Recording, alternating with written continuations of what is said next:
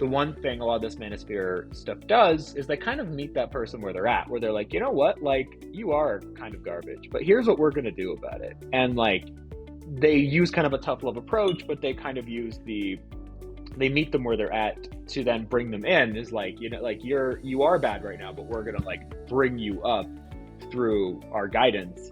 Where if someone, there's not a ton of other alternatives online, and I would argue that there's a lot of content that exists that's not only is your problem not being addressed, it doesn't actually exist, or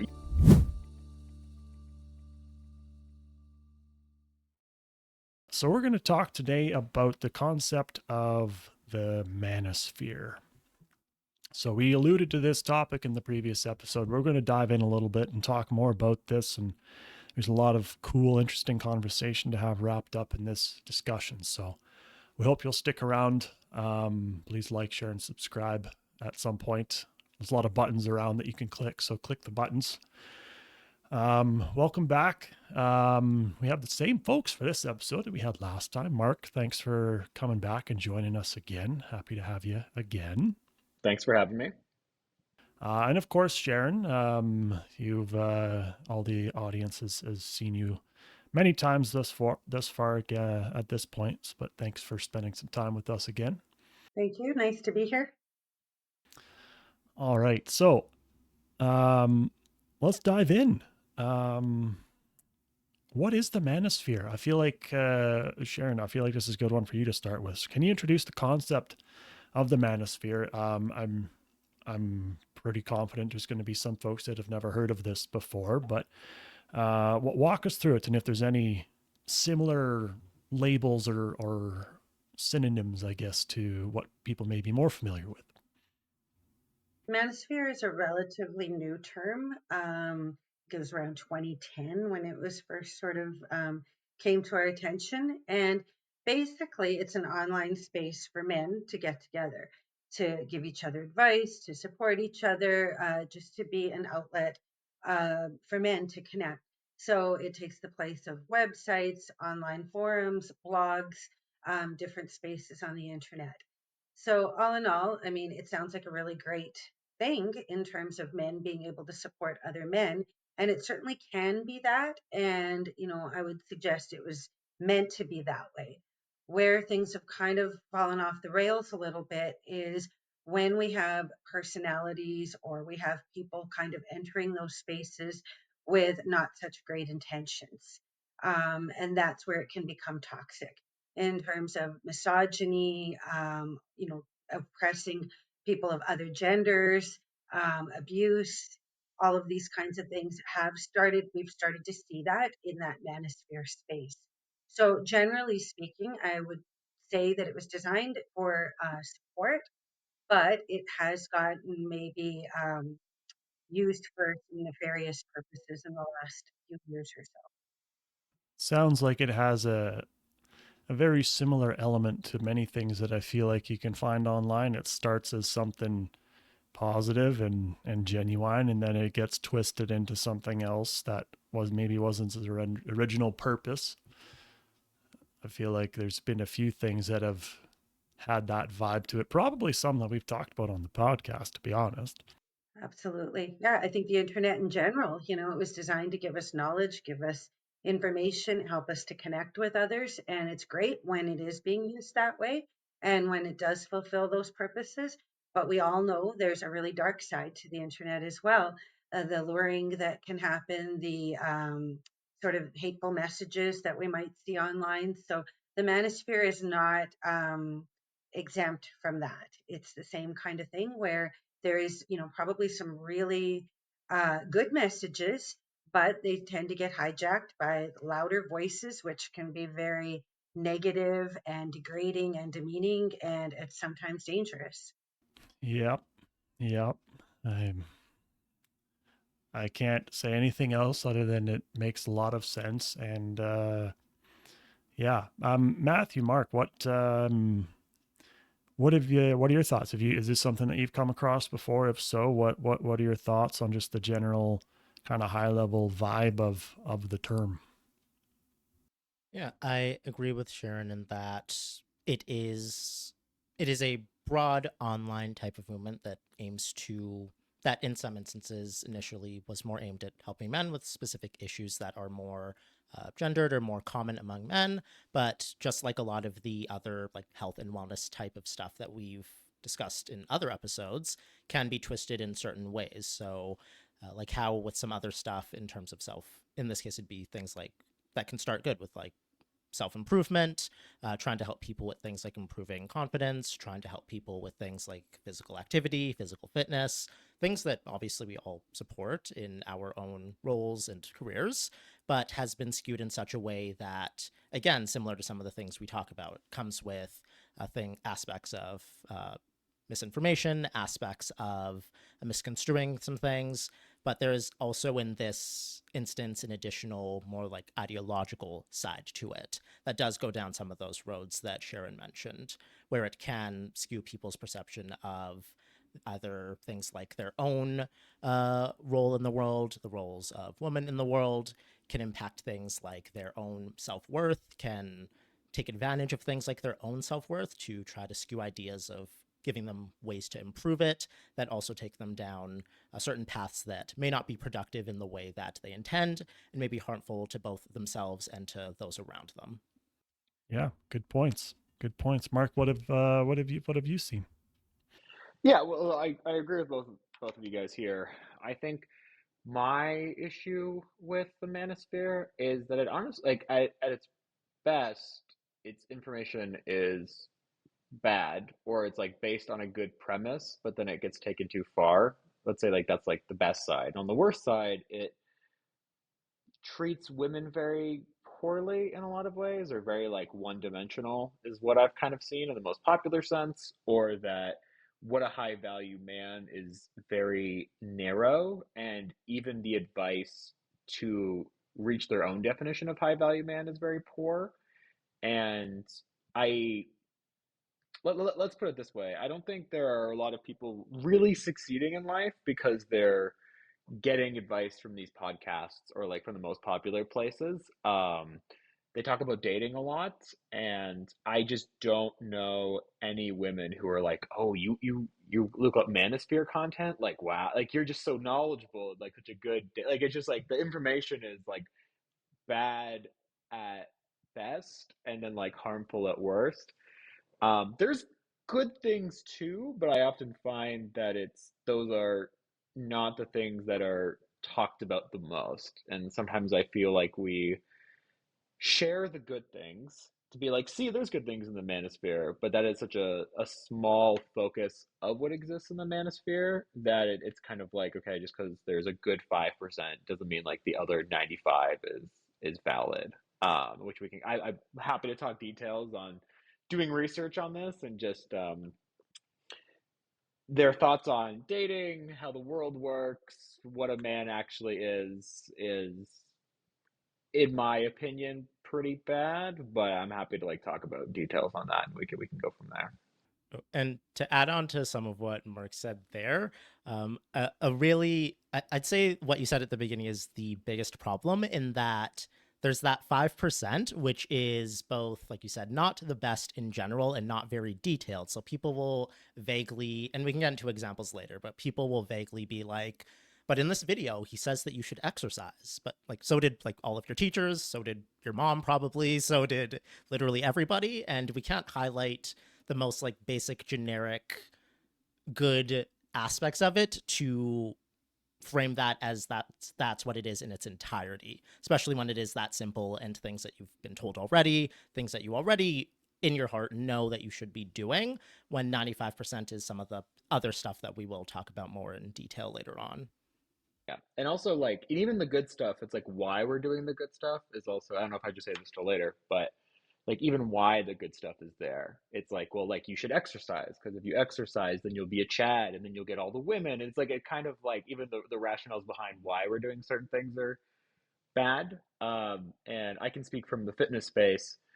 A lot of guys get into fitness so they can be more attractive to women, and it is shocking how little that works, as the guys will figure out going into the space, where I think a lot of guys are like, well, if I'm the guy with the abs and the huge muscles and that like the women will just come and that like I'll be such a and then like you get into the gym, you're a few years in, you build some muscle, and you find out it's success. It really does not help as much as you would think. And this is kind of, but this is like why the manosphere is like, well, this is why we work out. Like we work out so that we can be attractive chads and pick up women, and then you just kind of end up getting more respect from men.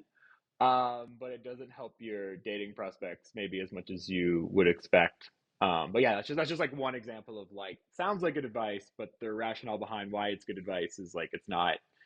It doesn't pan out. Yeah,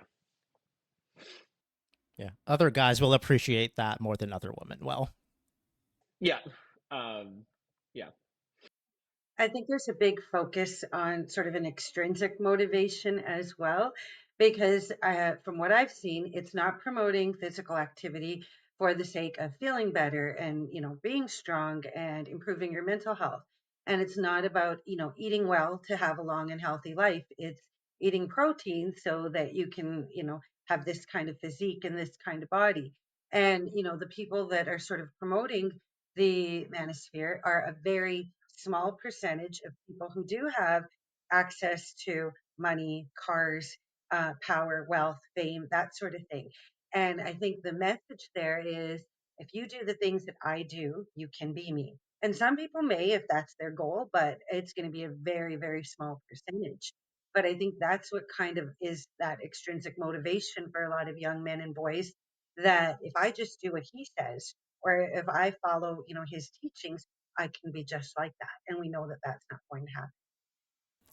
I don't know if this is a bait and switch in a way where there's some element of it that is very appealing and kind of idealistic and I feel like in a general sense when we look at when we're trying to find ways to move forward, when we're trying to find a path, we're going to look at people that have quote unquote succeeded or won in these areas. And I mean, it happens in fitness, happens in nutrition, happens everywhere. And you're going to try and sometimes whether you know it or not, trying to find information around, well, okay, well, what do I do next? How do I get to X end goal? And a lot of that comes with appearance, physical appearance. There's a lot of reasons for that. And so, oh, this person has this thing. I don't have this thing. I want that thing. Therefore, I should do what they're doing because I don't know what else to do. So I might as well because clearly it worked for them. And that's a dangerous game to play for, and maybe not dangerous, but it's a slippery slope.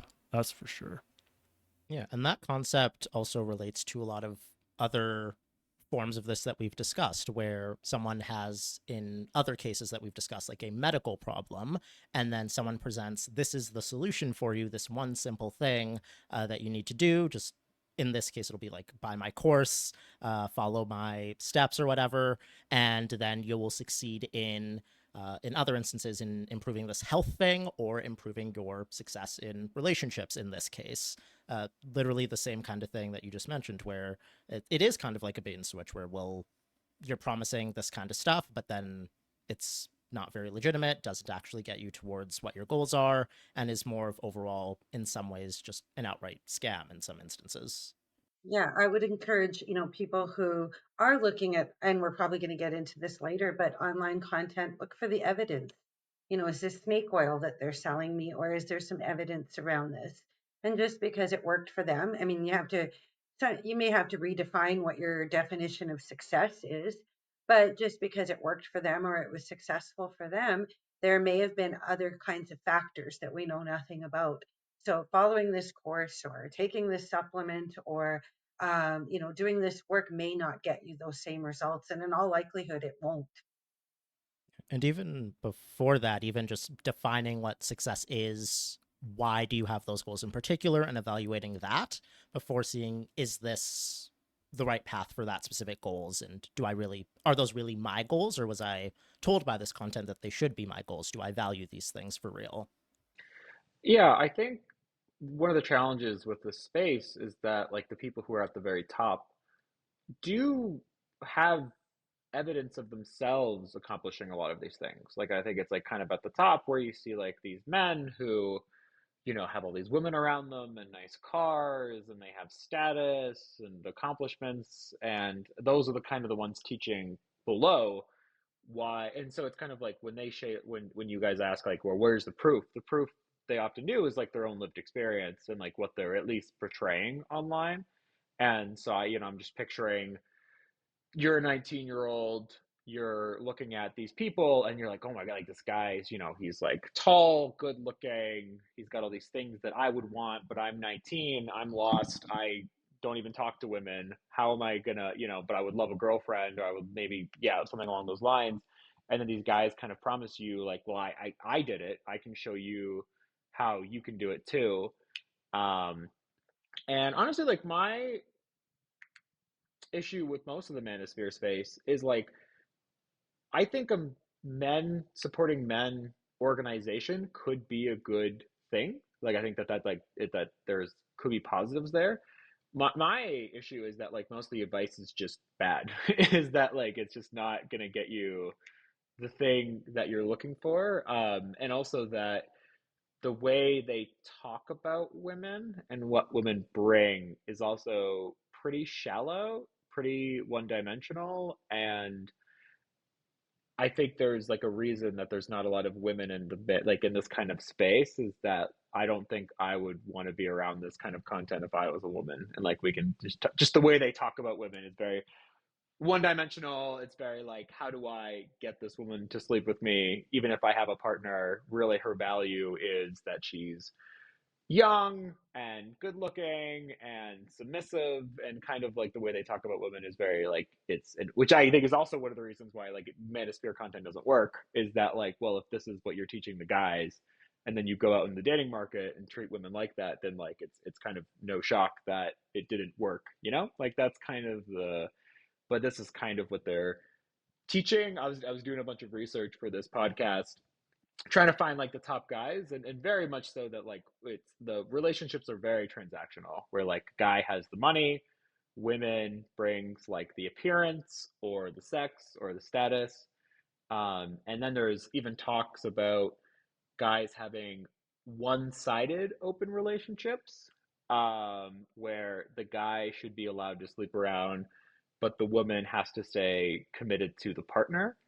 um, I just have never met a woman who would even like I don't know any woman who was like, yeah, I would sign up for that. Like he can sleep around, but like I'll stay faithful, just stuff like that. But you hear this conversation all the time on like this is the way relationships should be, and this is like and just stuff that uh, does not work in reality and is incredibly sexist at like its core. Has kind of been the content that I've run into. I don't know if you guys ran into different things, but that's what I kind of saw.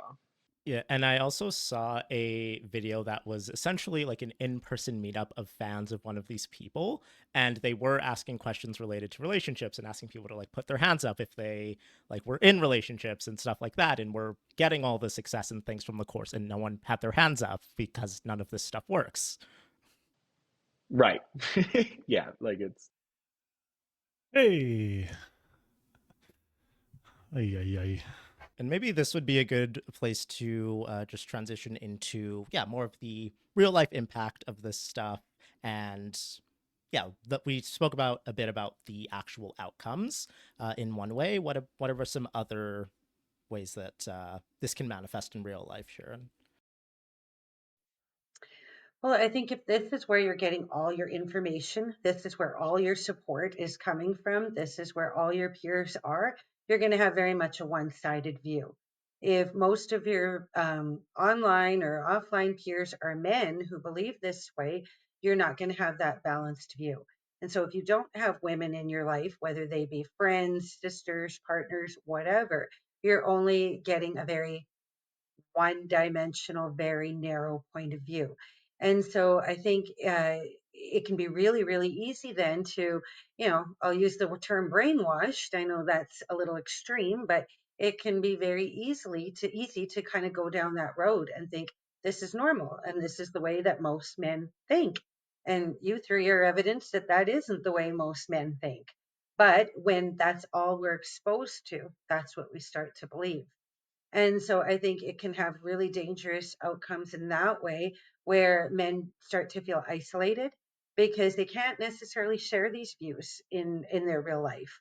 And then it becomes kind of a, they've got their online kind of persona as well, and then they're trying to live in the real world.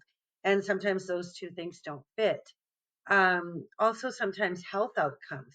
The manosphere, I think, is very much about teaching men be tough, suck it up.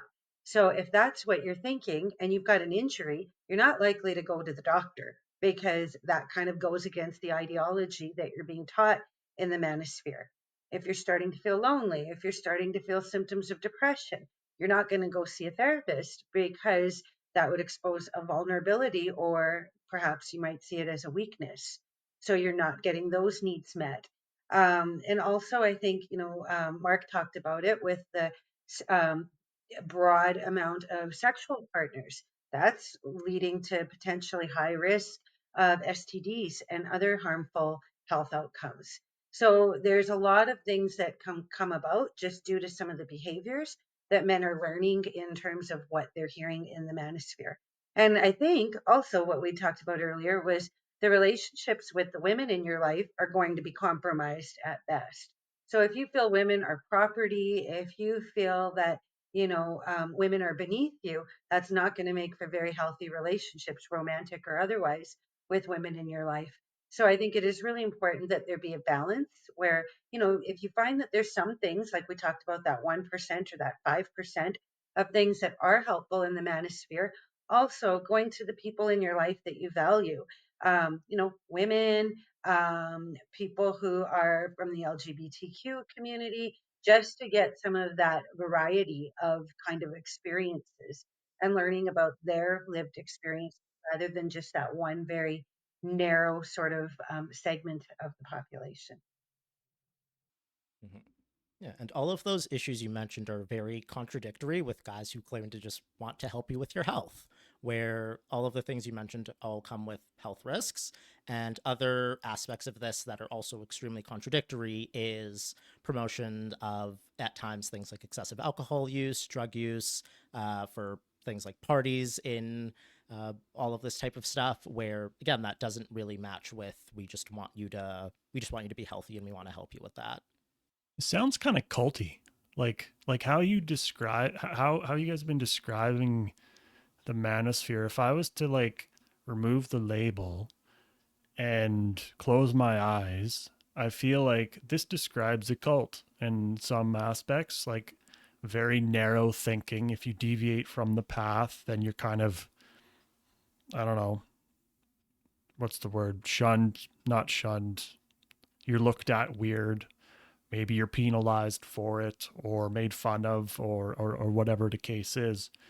But then there's also folks that just, that's kind of the only thing that they know. And then they just kind of have this almost assumption that if that's the space they've been in for so long, then they just think that that's how the world operates and works. And sometimes you just don't know any better.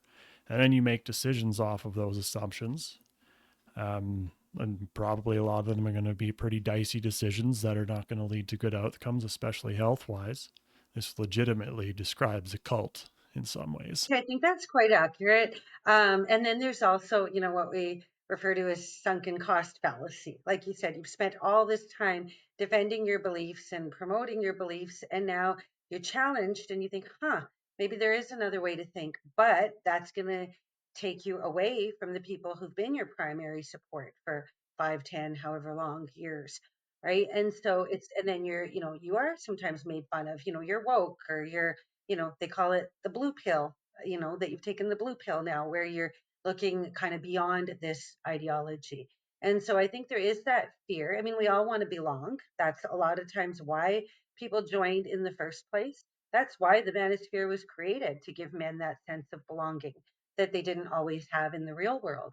So we all want to have that. And now to kind of leave that, it can be really frightening, and it can be even further isolating. So I totally understand why once you kind of engage in some of this ideology, it can be really difficult to kind of pull your way out. And if this is all you've been kind of fed for a period of time, it's really, I think it takes a lot of courage, but it can be really, really difficult to look at alternate points of view.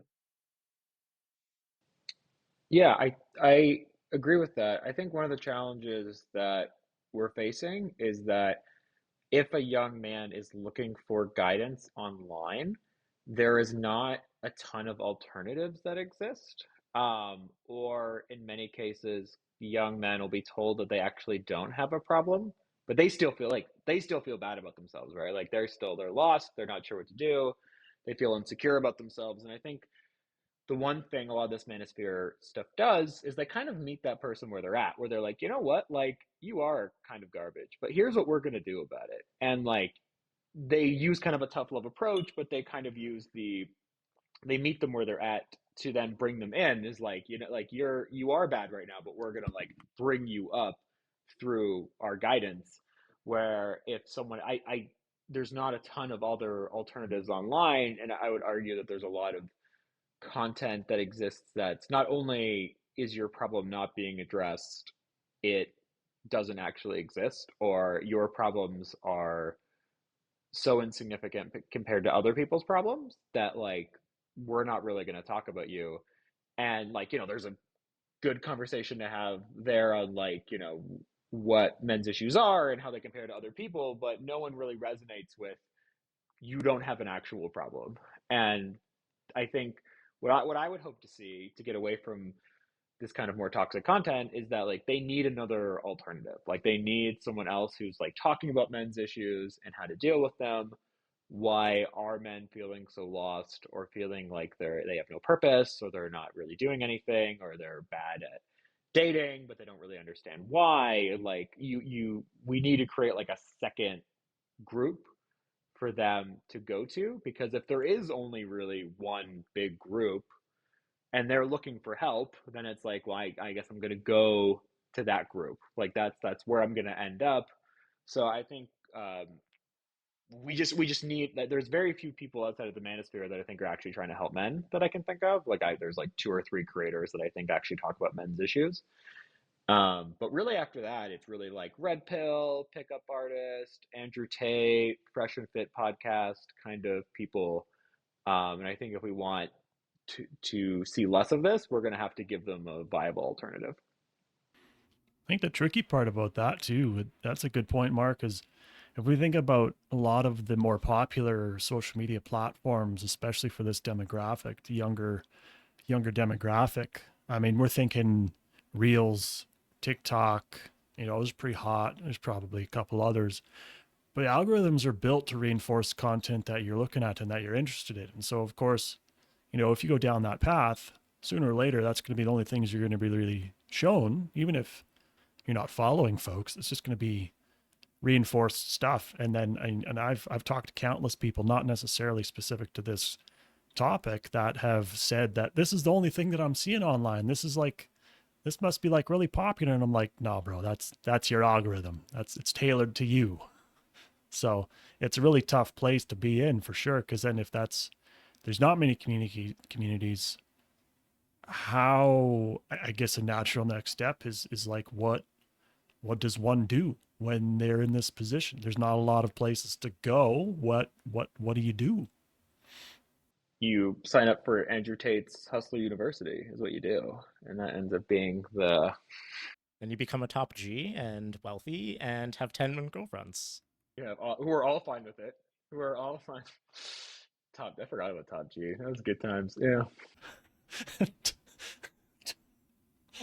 Top G. Is that is that a thing? Top G? Yeah. Oh no. No, no, no, no, no, no, no, no. I didn't make that up. That is real. Yeah. As you'll see with the whole algorithm thing, yeah, Brandon's is more normal, it seems. Dare I go down that path? I'll have to sign out of my account when I view this material. Just create a new one. Yeah. Doing research for this topic, I feel, has totally skewed my algorithms as well. It's just, yeah. So I it's just a tough the algorithms definitely make it worse. Sensational content also makes it worse. Where like we always find like even like I think all of this is stupid, but the people like it still shows up on my feed or like they talk about like and it's still like and I would say I feel and I think one way we can avoid this in the future is that we got to get more young men having platonic friendships with females or with women. Because I think that because if you had women friends in high school and grade school, and then this stuff came up, you would like know that this is dumb. Like that, like because if you've had like girl, like if you've had, and I think for a lot of guys, I think what has and this is just like a theory is when they were really young, they couldn't hang out with girls because that was gross and girls were gross or whatever. And then in middle school and high school, girls are just for dating. And then in university, girls are just for dating and hookups. And so you kind of become like 25 and you've never really had like a real platonic friendship with a woman.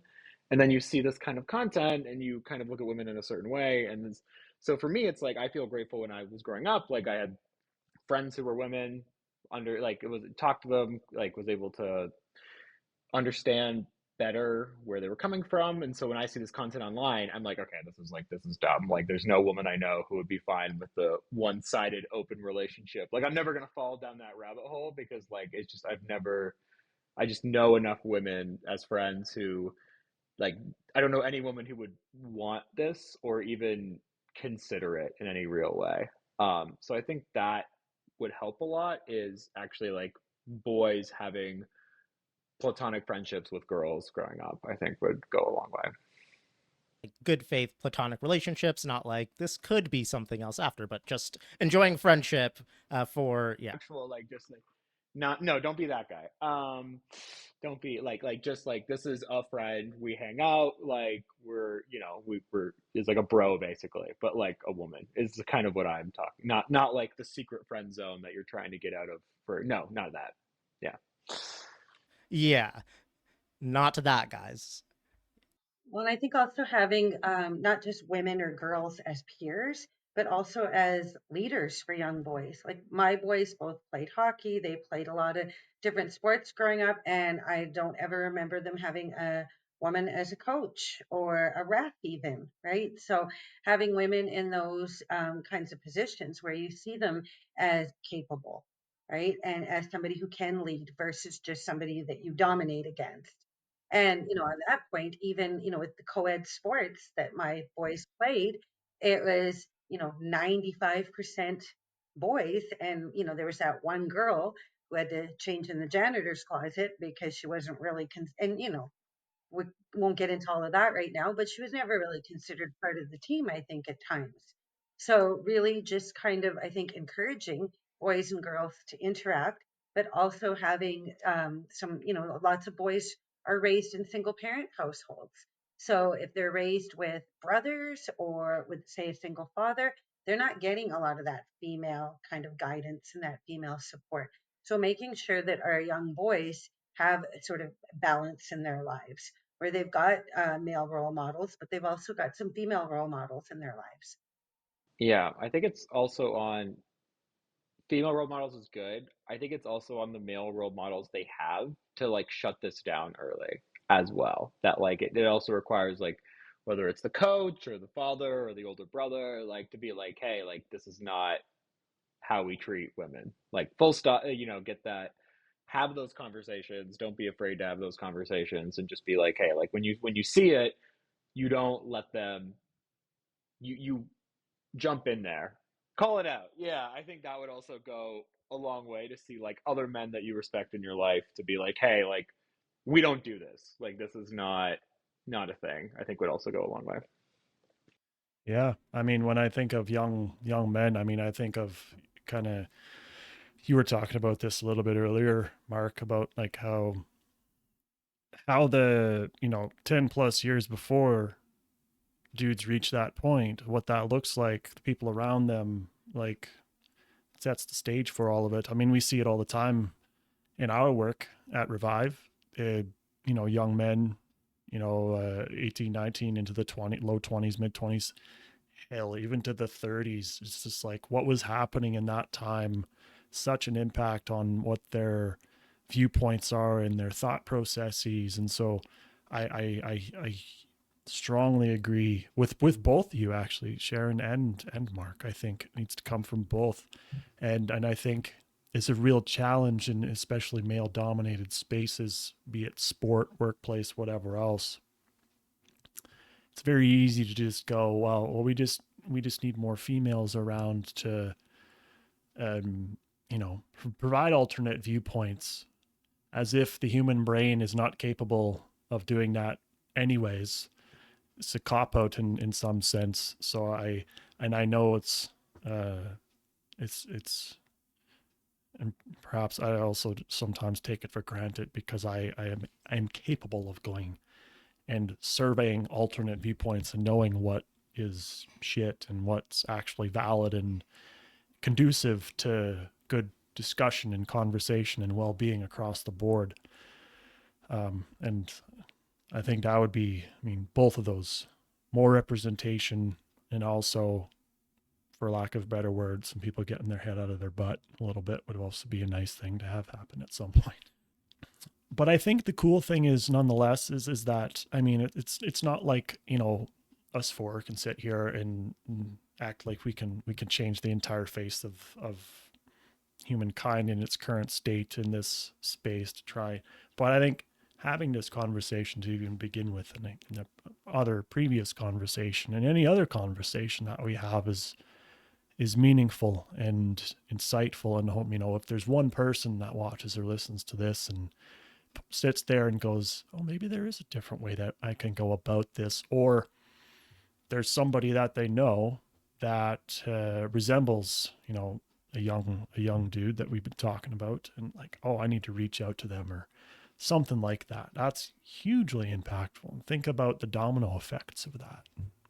Yeah, I think that's gonna be massive. I think what could be eye-opening is that if a guy is like thinks that this content is good, um, you should just ask women what they think about it and then go from there.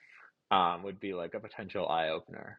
I think that would be because if the manosphere content relies so heavily on dating and like getting a girlfriend or multiple partners or whatever, it would be interesting to get the woman's view on what she feels about the content. I think could be an eye. If you don't believe me, you should believe her, and then see how that goes.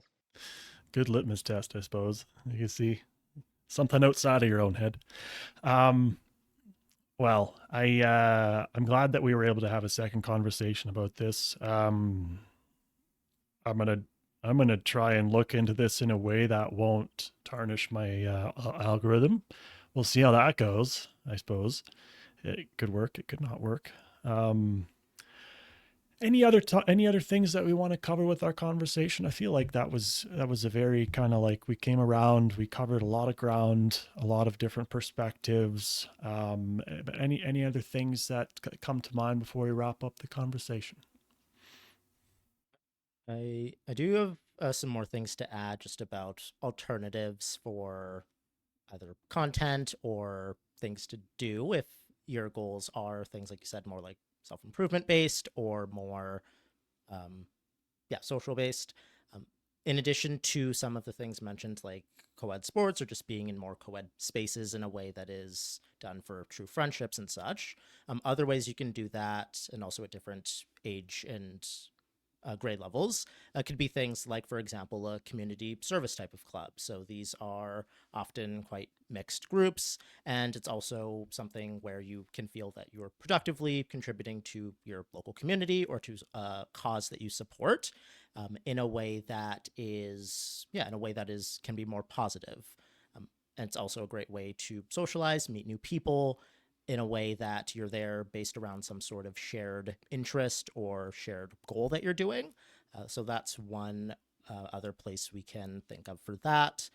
In terms of other real life communities, even just, let's say you're in university, there are similar things there at all levels. So things like co-ed sports, things like clubs, at all, different life stages, these types of opportunities are available and can make for making for positive experiences. And another piece would be if you are looking for whether it be an online person or in-person person to look up to, or some kind of role model to follow, this can be based in not this type of content that we were discussing today, but it could be based in, let's say, there's a certain sport that you play, or a certain instrument that you play, or a certain profession that you want to pursue, and looking at some of the people in that who are local to you, who maybe you'd be able to talk to, or maybe people that are more higher level in that, and looking up to that based on some sort of achievement or interests that you have, rather than these more like nebulous type of vague red pill type content figures as role models, more so based on something that is truly valuable to you, based on an interest, and based in something more positive and productive. Like it. Sharon, Mark, any last points from you? I just really want to say that men supporting men is never a bad thing. I think, we just want to be really clear about that. It's just making sure that you've got some alternative views as well. So, making sure that you're kind of well rounded, getting your information from lots of different sources, and really just focusing on, like Matthew said, some other ways that you can meet people, get some support from people, some role models, that sort of thing. And, surround yourself with people from all walks of life, right? People who might be from a different culture than you, a different gender than yourself, a just different lifestyle than you, and just learn. That openness and that willingness to learn, I think, is one of the first steps to kind of pushing back against misogyny, because I think a lot of people don't go into these things thinking, well, I'm going to be sexist and I'm going to be, a misogynistic man and I'm really going to engage in some toxic masculinity. It just happens because that's all that they're seeing. So I think looking for ways, like Matthew said, to give back, even working with women who've been in unsafe relationships. There's the White Ribbon Campaign, which is geared toward ending gender-based violence and promoting gender equity, so learning about things like that. And there are some positive online groups. I know we're all based, or some of us are based out of Edmonton. There are some programs here that offer space for men just to hang out, talk about things that they experience as being a man, as being a dad, as being a boy, whatever it might, wherever you are in your life. So I think, we definitely don't want to, I think, intend for this to be a man bashing thing, because there are a lot of great men, as you three are evidence of, but just recognizing that, just be open to learn and have that willingness and that courage to change if some of your views are negative and harming you in any way or harming others around you. Yeah, only thing I would add is I'm going to mention two people who I feel like do a good job of talking about men's issues online. One of them is Dr. K. So his YouTube page is Healthy Gamer, and he talks a lot about men's issues, and I think he does it in a way that's constructive and actually gives people some answers, and so I recommend checking out his page. Scott Galloway also talks about men's issues quite a bit, who I feel like does a good job on being realistic about men's challenges. I don't agree with everything he says, but I think it's overall like a net positive. There was, yeah, I think just to add different types of content if you're looking for help as a guy, those are the two that I feel like talk about men's issues and challenges well, in a like a non-toxic way. Love it. Love it. Love it. Okay. Thanks again, guys, for coming and spending some time and having this conversation. I enjoyed it. I can't wait to do more of them. I'm happy that we're able to do another one of these. Mark, thanks for hanging out with us again. We appreciate you being willing to come on for another episode. It's good to have you. Yeah, thanks for having me. And as always, Sharon, thanks for spending a bit of your time this afternoon with us. Thank you. All right, guys, we'll end her there. Thanks for watching and listening. If you like this episode, please click buttons. There's buttons on the screen you can probably click, like, share, subscribe. You know what to do. If you don't want to subscribe, then at least to tell somebody about this episode if you found it helpful, if you know somebody else will find it helpful. Go watch the previous episode if you haven't already that we did on a similar topic not too long ago. We do also have a couple other men's health episodes we did last year at around a similar time. So make sure to check out those two. I wish you all the best. Enjoy the rest of the day wherever you are, and we'll see you very, very soon.